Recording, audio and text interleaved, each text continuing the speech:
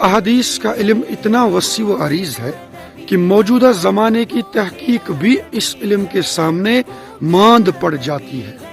علم حدیث پر اتنا کام کیا گیا ہے کہ محض ایک شخصیت یعنی کہ رسول اکرم صلی اللہ علیہ وسلم کے احوال اور اقوال کو یقینی بنانے اور محفوظ رکھنے کے لیے 6 لاکھ انسانوں کے حالات جمع کیے گئے۔ اس سے اندازہ لگایا جا سکتا ہے کہ احادیث کی حقانیت پر اور صحیح و من گڑت احادیث کو کھنگالنے کے سلسلے میں کس قدر دقیق کام کیا گیا ہے۔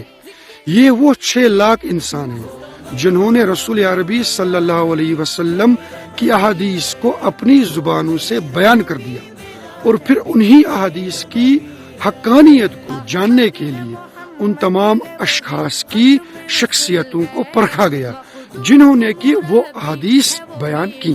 اس تحقیق کی غرض سے محدثین نے ہزاروں میل سفر کیے، مہینوں گھر سے دور رہے اور کافی دشواریوں کا سامنا کیا۔ جاننا بس یہ مقصود تھا کہ اس حدیث کی اتھینٹسٹی یعنی کہ ثقافت کس درجے کی ہے۔ باوجود اس کے بعض لوگ احادیث کی حقیقت و حجت پر شکوک و شبہات کھڑا کر دیتے ہیں۔ ایسے لوگوں کی عقل پر کف افسوس ہی مل لیا جا سکتا ہے۔ جزاک اللہ خیر۔ السلام علیکم ورحمۃ اللہ۔